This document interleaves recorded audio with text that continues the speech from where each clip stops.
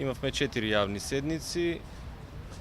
Две од јавните седници беа по однос на предметот познат како тревник за бесправно градење и 2 јавни седници имаше во врска со кривичните дела даначно затајување кои што се поднесени во Основниот суд Скопје 1 Скопје. По однос на првите, значи немаше изјавено жалба од специјалното јавно обвинителство, бидејќи со обвинителниот акт беше прифатен нашиот предлог за определување на мерки на предпазливост и тоа јавување во судот во определен термин и одземање на патната исправа на 2 лица.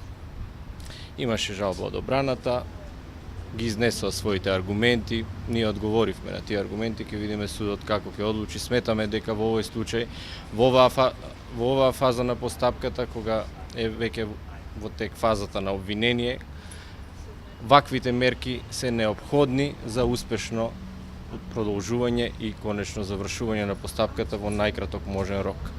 По однос на другите 2 јавни седници, значи првата беше исто поподнесен наш обвинителен акт за даначно затајување, беше исто така побарана мерка над предпазливост, јавување кај соодветно лице во судот и одземање на патна исправа на тоа лице.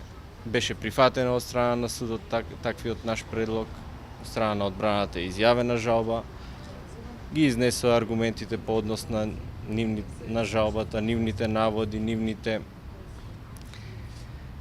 стравувања дека со таа мерка, како што истакнаа, само се казнува пред да се стигне до последна фаза на постапката. Меѓутоа сметам дека и во овој случај ваквата мерка, имајќи во предвид личноста на обвинетата, честото патување од државата, фактот дека нејзиното патување ќе оневозможи судот да ја води во суштина судот да ја води во сушност динамиката на расправање, туку ќе зависи од нејзините службени патувања или евентуално приватни. Сметавме дека во овој случај и таквата мерка е неопходна за успешно завршување на постапката до донесување на соодветна пресуда по однос на оваа обвинета за кривично дело даначно затајување. Во последниот случај, кај што беше побарана најстрога мерка од наша страна, односно мерка притвор, се работи исто така за кривично дело даначно затајување. Мерката притвор е побарана по основите предвидени во членот 165 ставот 1, тоа можеби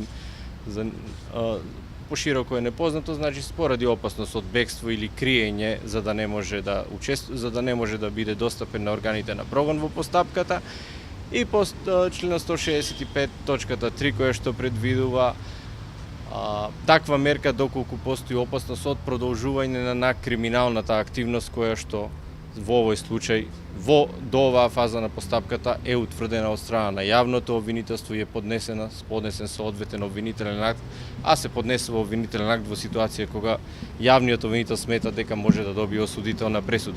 Сметам дека во оваа фаза на постапката таквата мерка за овој обвинет, имајќи во предвид сите околности, личноста на обвинетиот, фактот дека постојано е во комуникација, постојано патува во странство, неговата имотна состојба, сметаше специјалното јавно обвинителство, значи со јавниот обвинител, дека таквата мерка е неопходна за успешно водење и завршување на постапката. Од страна на судот суштински е прифатено дека постои опасност на бегство и постои опасност од продолжување на криминална активност, односно повторно извршување на вакво или слично кривично дело, и затоа е изречена полесна мерка од страна на судот.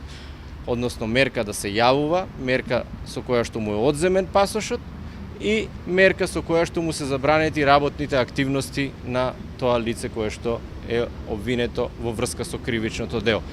Од наша страна беше вложена жалба, за истото решение е вложена жалба и од страна на одбраната.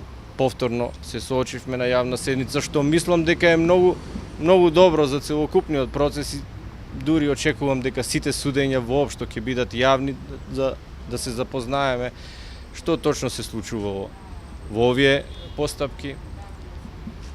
и во тој контекст сметам дека нашите аргументи превагнуваат на страната дека против овој обвинет треба да биде определена најстрога мерка за обезбедување присуство во постапката и за заштита од понатамошни криминални действија, која што е една мерка, во овој случај тоа е мерка притвор.